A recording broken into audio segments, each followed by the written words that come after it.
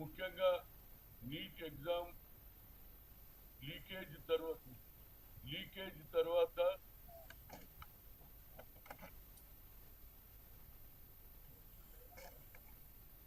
Cockroach Janata party అనే students wing యావత్ భారతదేశంలో పెద్ద ఎత్తున, నేను అనుకుంటాను బహుశా నా జీవితంలో ఎన్నడూ చూడలే అంత జనం పార్లమెంటు మొదలుపెట్టిన రోజు 20వ తేదీన లక్షలాది మంది రావడం జరిగింది.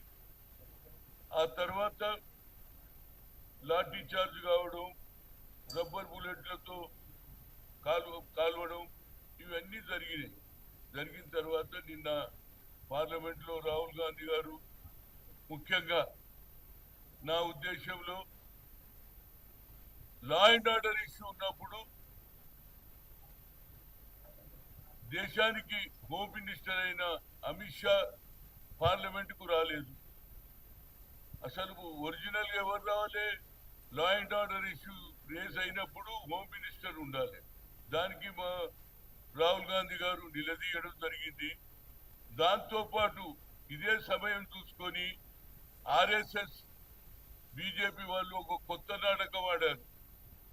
యావత్ భారతదేశంలో రిజర్వేషన్ అమలు చేయొద్దు అనేది సోషల్ మీడియాలో పూర్తిగా నడిపించారు. ఎందుకంటే వాళ్ళ ఉద్దేశంలో ఈ భారతదేశంలో బడుగు బలైన వర్గాలు, ముఖ్యంగా బీసీలు, సరైన అధిక సంఖ్యలో ఉన్నటువంటి 60% ఉన్నటువంటి వాళ్లకు, అదే బీహార్ లో నితీష్ కుమార్ గారు క్యాస్ట్ వైజ్ సెన్సస్ అయిన రాష్ట్రంలో జరిగితే అక్కడ ఉన్నటువంటి కోర్టు పాట్నాలో దానికి రిజెక్ట్ చేయడం జరిగింది.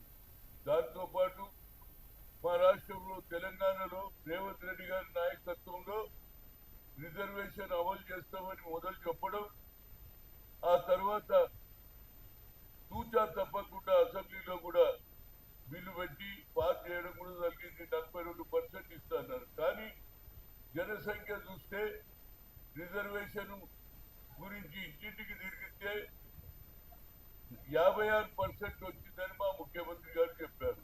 కానీ ఇది కొత్త నాటకం జరుగుతుంది. ఎందుకంటే అయోధ్యలో రాముని ఇష్యూను పక్కకు పెట్టడానికి ఇది ఒక కొత్త నాటకం. అయోధ్యలో కోట్ల రూపాయలు లావాదేవీలు జరిగినాయి. ట్రస్ట్ మెంబర్లు తినేశారు. ఆఖరికి ఉండి డబ్బు కూడా తినేశారు. దాని మీద మేము ఉద్యమం చేస్తుంటే ఇవాళ ఒక కొత్త ఆలోచన వచ్చింది. రిజర్వేషన్ తీసుకోవద్దు అనే సోషల్ మీడియాలో పెద్ద ఎత్తున వాళ్ళు మొదలు పెట్టడం జరిగింది.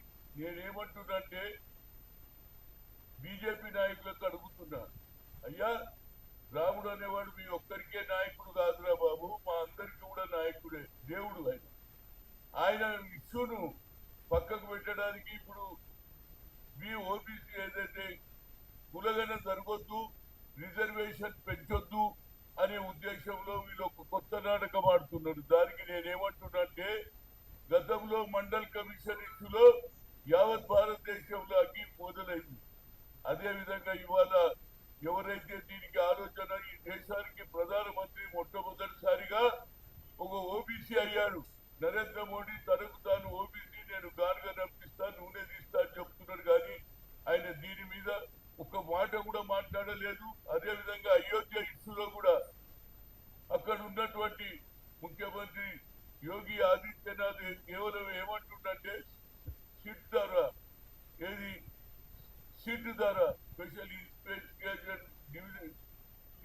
దాని ద్వారా జరుగుతుందంటే దాని మీద మాకు నమ్మిక లేదు.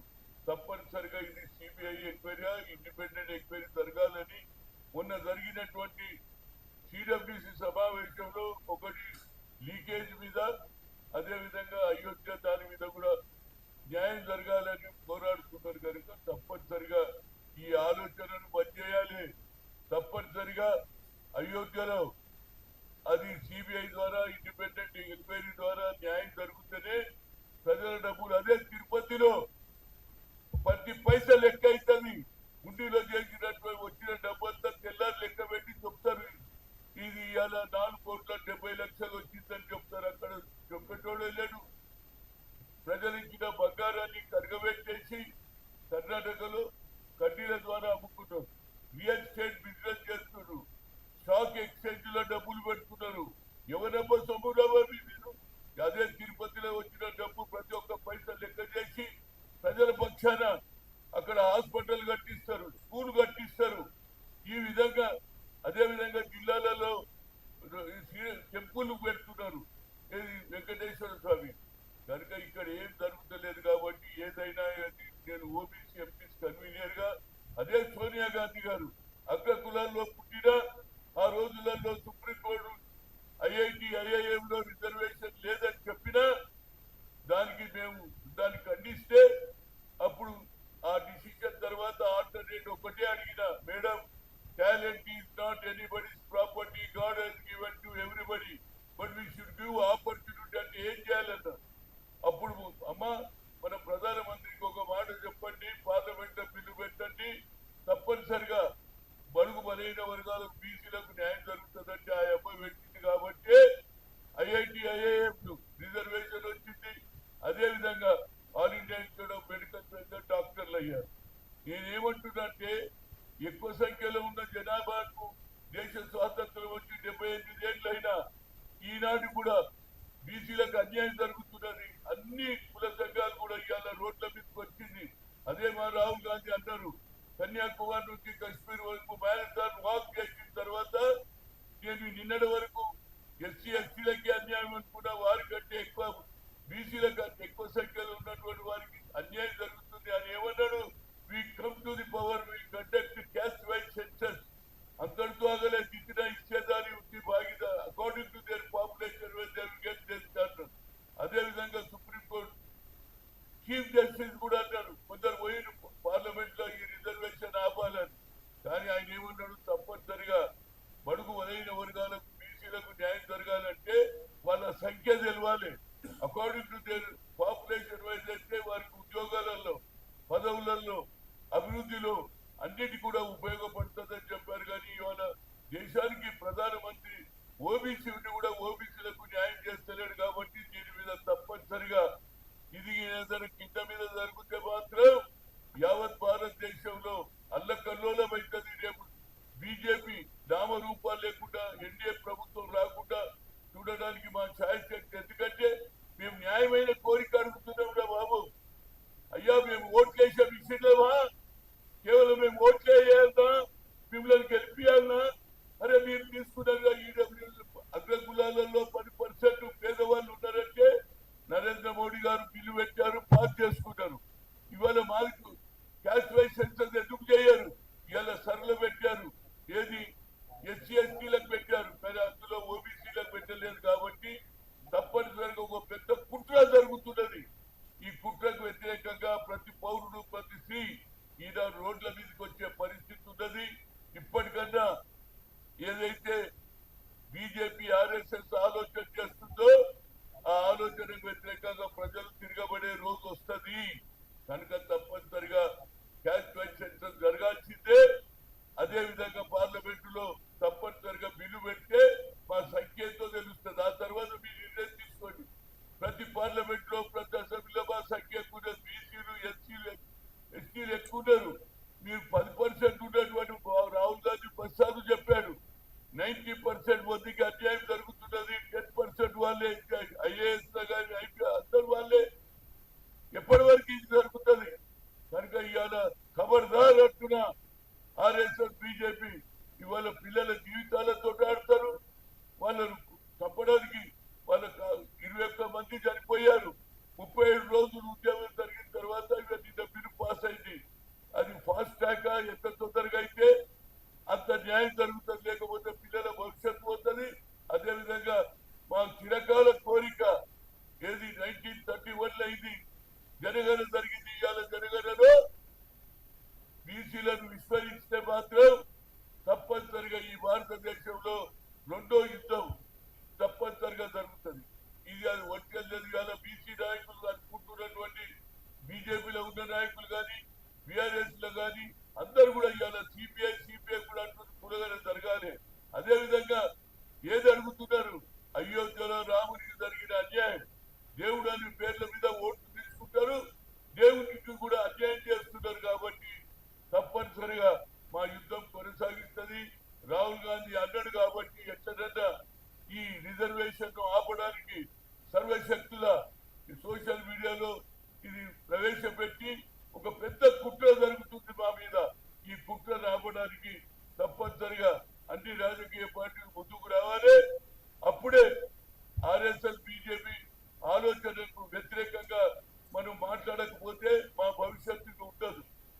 ఇవాళ మా ముఖ్యమంత్రి గారు కూడా ఏమంటున్నాడు, గతంలో 21 ఏళ్లకు ఉన్నటువంటి ఓటు హక్కును రాజీవ్ గాంధీ గారు 18 ఏళ్ళ ఓటు హక్కు కల్పించాడు. అదే ఆలోచనలో ఇవాళ రాజకీయంలో చైతన్యం వచ్చింది.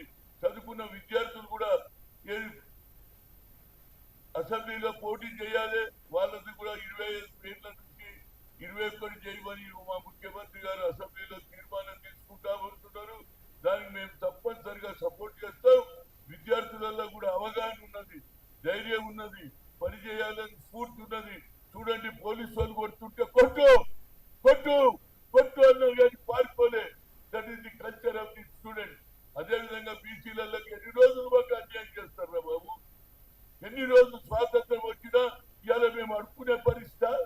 ఓట్లప్పుడైతే మా దగ్గరకు వస్తారు, బడుగు బలైన వర్గాలకే నాయకత్వం అంటారు కానీ ఇవాళ నాయకత్వం ఇస్తలేరు. కాబట్టి బీసీ ఏదైతే ఆర్ఎస్ఎస్ బీజేపీ ఏదైతే ఒక కుట్ర జరుగుతున్నది, ఒక కాన్స్పిరసీ జరుగుతున్నది, దీనికి తప్పనిసరిగా ప్రతి పౌరుడు పోరాడాలని, తప్పనిసరిగా ఈ రిజర్వేషన్ క్యాస్ట్ వైజ్ సెన్సస్ జరిగిన రోజే బడుగు బలైన వర్గం ముఖ్యంగా బీసీలకు న్యాయం జరుగుతుంది. దాని గురించి మా పోరాటం కొనసాగిస్తాము. అదేవిధంగా మొన్న సిడబ్ల్యూసీలో 2 ఇష్యూలు మాట్లాడారు. మల్లికార్జున్ ఖర్గే గారు కానీ, రాహుల్ గాంధీ గారు కానీ, అదేవిధంగా వేణుగోపాల్ గాని, ప్రియాంక గాంధీ గారు 2 ఇష్యూస్. ఒకటేమో లీకేజ్ మీద మనం పోరాడాలన్నారు, ఇంకోటి అయోధ్యలో జరిగిన అవినీతి మీద తప్పనిసరిగా చర్చ జరగాలంటున్నారు. దీని మీద తప్పనిసరిగా ప్రతి ఒక్కరు కూడా దీని మీద ఆలోచన చేసి, ఆ తప్పు జరిగితే మాత్రం యావత్ భారతదేశంలో మళ్ళా నామరూపాలు లేకుండా నిన్నటి వరకు అయోధ్య పేరు మీద, రాముని పేరు మీద ఓట్లు తీసుకున్నారే, ఆ రామునికే ఇవాళ మీరు అన్యాయం చేస్తుంటే మేము కూర్చునేది లేదు. తప్పనిసరిగా మేము ఈ పోరాటం కొనసాగిస్తాం. గతంలో తెలంగాణ మూవ్మెంట్ కూడా ఎవరి వల్ల వచ్చింది? విద్యార్థుల వల్ల. ఉస్మానియానా, కాకతీయనా, వాళ్ళ వల్లనే ఈనాడు ఉద్యమం వచ్చింది. అదేవిధంగా ఈ ఉద్యమం కొనసాగుతుంది. తప్పనిసరిగా ఈ రిజర్వేషన్ అమలు అయ్యే వరకు తప్పనిసరిగా ఆయన మన సూర్యకాంత్ గారు కూడా చెప్పారు, ఇది న్యాయమైన కోరిక, కానీ ప్రభుత్వం తీసుకోవాలి. ఎందుకు తీసుకోవే? నువ్వే ఓబీసీ అంటావు, మేమందరం సంతోషపడ్డావు. ఇప్పటికి 3 సార్లు అయినావు, కానీ ఓబీసీల గురించి ఒక్క మాట మాట్లాడావు. అదే అయోధ్యల గురించి మాట్లాడాడు, అదే అమిత్ షా మాట్లాడాడు. ఎందుకు మాట్లాడారు బాబు? మాకు ఈ సీట్ మీద మాకు నమ్మిక లేదు. దీన్ని తప్పనిసరిగా ఇండిపెండెంట్ ఆర్గనైజేషనా లేకుంటే సిబిఐ ద్వారా జరిగే దోషులు ఎవరైతే ట్రస్ట్ మెంబర్స్ ఉన్నారో, దోచుకున్నారో, వాళ్ళ అన్ని డబ్బులు వస్తే పేద ప్రజలకు ఉపయోగపడుతుంది, అభివృద్ధిలో ఉపయోగపడతాయి, స్కూళ్ళు వస్తాయి, అదేవిధంగా హాస్పిటల్స్ వస్తాయి.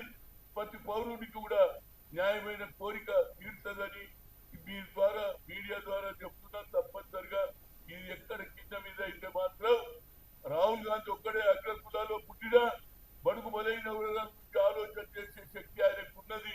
ఆయన ఆలోచనను తప్పనిసరిగా ఇంప్లిమెంట్ చేయడానికి నేనే, నా పేరే హనుమంతుడు, రాముని భక్తుడు, నాకంటే ఎవరు ఉంటాడు? ఇలా కేవలం మాటలు చెప్తున్నారు కానీ నిజమైన భక్తులం మేము. ఆ రామునికి అన్యాయం జరుగుతూ ఊరుకునేది లేదు. అదేవిధంగా ఈ రిజర్వేషన్ ఆపడానికి ప్రయత్నం చేస్తున్న కుట్రను ఛేదిస్తాం. దానికి ఏదైతే రిజర్వేషన్ అమలుకు పార్లమెంట్ లో బిల్లు పెట్టకపోతే 9th షెడ్యూల్లో తప్పనిసరిగా రాహుల్ గాంధీ గారు పోరాడాలని, వారికి తప్పనిసరిగా రాష్ట్ర ప్రజలు కాదు యావత్ భారతదేశ ప్రజలు కూడా తప్పనిసరిగా ముందుకు వస్తారు. సంఖ్యలో ఎక్కువ ఉన్నాం బాబు, మా సంఖ్యను తక్కువ చేయడానికి మా సంఖ్యలో ఎక్కువ ఉన్నాం కాబట్టి నాకేదో